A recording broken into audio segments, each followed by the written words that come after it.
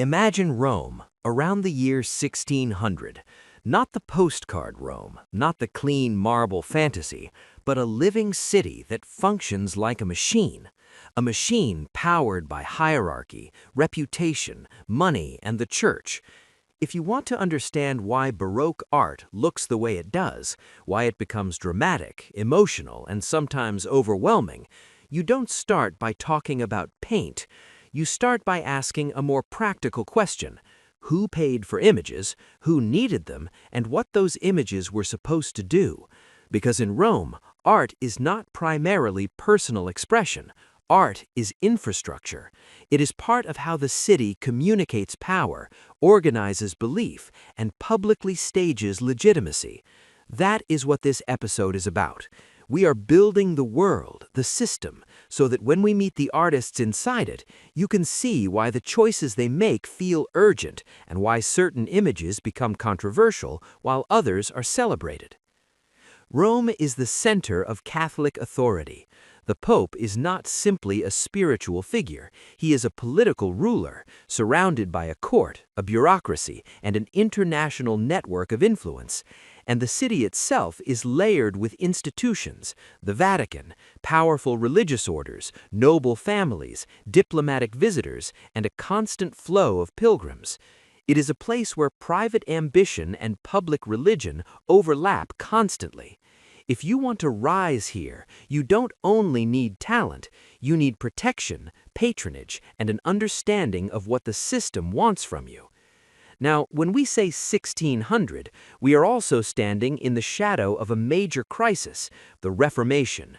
For decades, parts of Europe have been breaking away from Catholic authority. This is not only a theological conflict, it is a battle over who controls meaning, and images are part of that battle. Protestants, in many places, reject religious imagery as dangerous or idolatrous. Catholics, in response, do the opposite. They refine and intensify how images function. They make them clearer, more direct, more emotionally effective. Rome becomes the headquarters of that strategy. If you are the Catholic Church trying to hold the line, you cannot afford ambiguity. You need images that teach doctrine, guide devotion, and persuade hearts, especially among ordinary people who may not read dense theology. Paintings and sculpture become public tools. They are meant to be understood quickly and felt deeply. This is where the phrase image machine begins to make sense. Rome is producing images with a purpose, not in the modern marketing sense exactly, but in the sense that images are commissioned to do work, to declare a saint's authority, to demonstrate the church's truth, to present the patron as pious and respectable, and to shape how the public experiences sacred space. When you enter a major Roman church, you are not entering a neutral building. You are stepping into a carefully arranged environment where architecture, painting, sculpture, and ritual all cooperate. The effect is designed, the space is staged, the viewer is guided. So let's talk about power at the top. The Vatican is the gravitational center. It draws money, talent, and attention. Popes come and go, and each papacy has its own priorities, alliances, and enemies, but the broader system stays consistent. The Church needs to project stability and authority, and it uses art and architecture to do it. Commissions are not random. They cluster around institutions and individuals who want to be seen. A cardinal funds a chapel, a noble family sponsors a renovation, a religious order commissions an altarpiece. Every one of these actions has a spiritual explanation, but it also has a social logic. It places the patron inside the public narrative of the church. It says, "I belong to the sacred story. I deserve respect. I am protected." And because Rome is filled with visitors, pilgrims, diplomats, scholars, what happens in Rome travels outward. If you commission an impressive chapel here, you are not only speaking to your neighborhood, you are speaking to Europe. You are placing your name and your taste into the center of the Catholic world. That is why patronage is so intense. It is not only about beauty, it is about visibility. But power is not only the Vatican. Rome is also a city of families. Nobility and wealth have deep roots here, and families compete to signal prestige. They compete through marriages, titles, alliances, and through building. Churches, palazzi, private chapels, tomb monuments, devotional images, these are all ways to leave a mark. Even when a commission is religious, it can still be a form of family branding. A chapel can be a spiritual offering and a political statement at the same time. Now, let's make this concrete. When a patron commissions an artwork, it usually belongs to a specific setting, a chapel, an altar, a corridor, a private room. And that setting shapes what the image must do. An altarpiece is not simply something you admire as you walk past. It is an image placed where ritual happens. It is part of the rhythm of worship. It must make sense in low light, from a distance, with crowds moving, with candles flickering. And it must satisfy both taste and doctrine. This is one reason why Baroque art becomes so concerned with clarity and impact. If your viewer is walking by in a dim church, you cannot depend on subtle symbolism that requires quiet study. You want something immediate, a gesture that reads, a face that moves you, a dramatic contrast that makes the scene legible.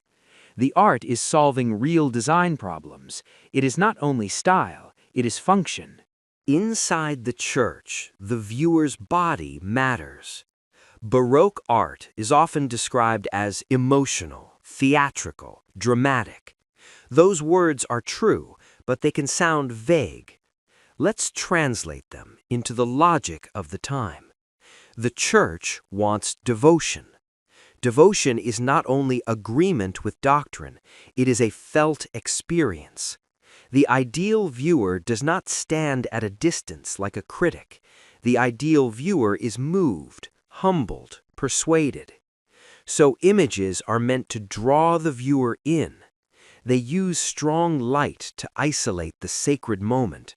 They use faces and bodies that look real, not remote.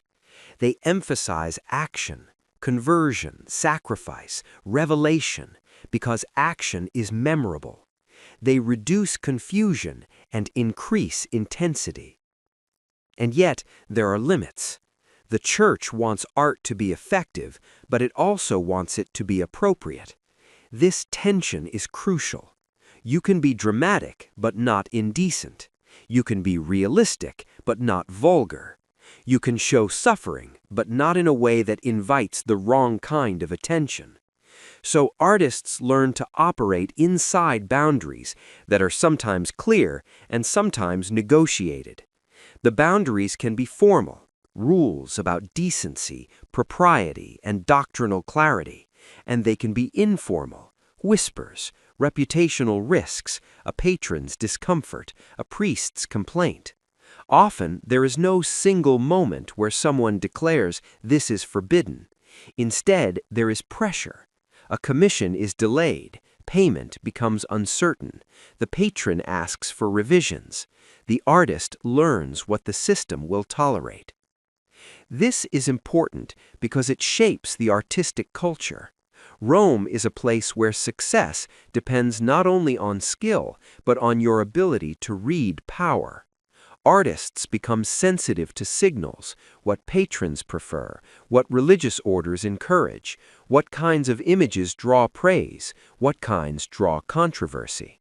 And since commissions mean survival, the pressure is constant. Now let's move from churches to palaces, because patronage has a private side too. The same people who fund religious art also want private images, portraits, mythological scenes, decorative cycles. But even private commissions are not really truly private in elite culture. They are shown to guests. They signal education and taste. They announce status. A palace is a stage. A corridor is a gallery. A ceiling can be a statement. This is where the patron's identity becomes inseparable from the art they commission.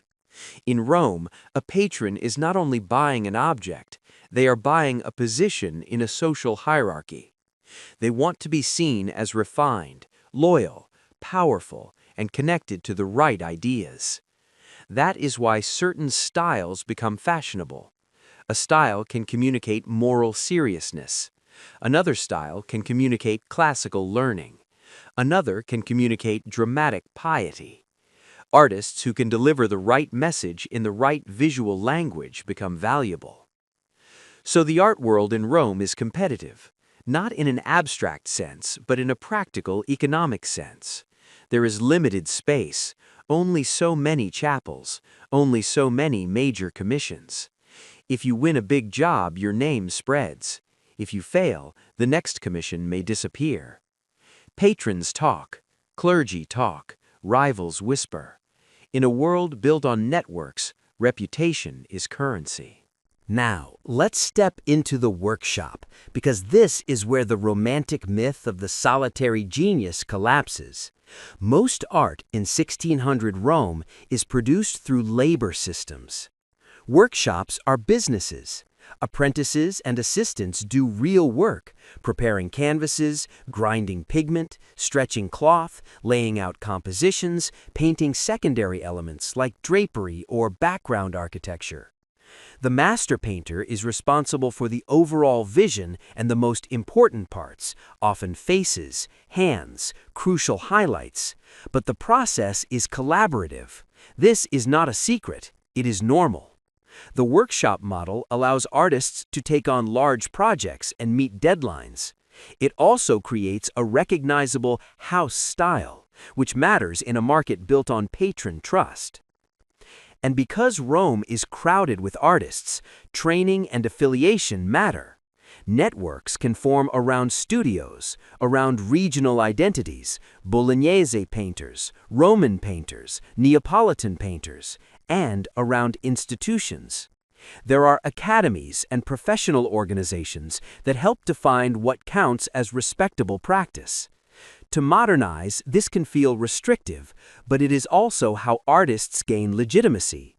If you are recognized by the right circles, you are more likely to be trusted with major commissions. Here's another crucial point. Artists are not paid like modern employees. They negotiate, they bargain, they depend on patron promises. Payment can be delayed, reduced, or withheld. Sometimes the most powerful patrons pay the slowest, because who will challenge them? So the artist's economic life can be unstable.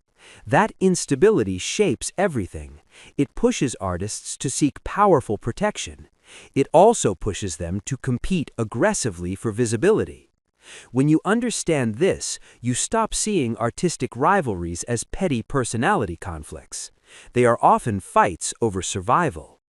And because patronage is a system of relationships, artists must perform socially. They must navigate etiquette. They must show humility or confidence at the right moments. They must build alliances. In other words, art is not only made with hands, it is made through social intelligence. Now we need to talk about the streets, because Rome is not only an elite world, it is also a hard city. It contains poverty, overcrowding, and constant tension. Many people live at the edge of survival. Work is uncertain. Food can be expensive. Crime exists. Violence exists. The idea of honor is not an abstract concept. It can determine whether you are safe. Insults can escalate. Disputes can become public. Men, especially those trying to climb socially, may feel pressure to defend their reputation physically. This matters for our story because artists live in this environment. They walk these streets. They negotiate these dangers. They are not protected by fame in the way modern celebrities are. In fact, fame can attract rivalry. If you offend someone with influence, you might lose commissions. If you offend someone in the street, you might face violence. The social atmosphere can be tense, emotional, quick to ignite. When the Baroque feels intense, part of that intensity belongs to the city itself. It is a culture where emotion is not hidden, it is displayed, judged, punished, rewarded. And in a city filled with pilgrims and visitors, public perception matters even more. People watch each other. They talk. They interpret. Rome is not a private place. It is a public theater. So, how is the image machine controlled? Through a mix of formal authority and informal power. Formal authority can take the form of doctrinal expectations, what a sacred image should communicate, how saints should be represented, what kinds of scenes are appropriate. Informal power includes the opinions of priests, the taste of patrons, and the politics of institutions. Sometimes the artist's problem is not the church as a single entity, but a specific church official, or a specific religious order with its own agenda, or a specific patron whose reputation is at stake. This is why the safest way to think about censorship in this world is not as a single dramatic ban, but as a system of negotiation. An artist proposes, a patron reacts, an institution approves or objects. The work is adjusted or rejected or quietly replaced. The process can be slow and costly. And because the stakes are high, the safest path is often to anticipate the boundaries. The ambitious path is to push them. But even within boundaries, Rome offers enormous opportunity. If you can produce images that feel powerful, clear, and emotionally effective, images that make viewers stop and feel, then you become valuable. The church wants effectiveness. Patrons want prestige. The public wants spectacle. The Baroque emerges where these needs overlap. This is also why Baroque art is often so theatrical. It is literally designed to stage experience. Viewers are meant to feel as if they are witnessing a moment, not merely looking at a picture. That sense of immediacy, the feeling that something is happening right now, is one of the great inventions of the era, and it will shape European art for decades. Now, let's summarize the system in plain terms.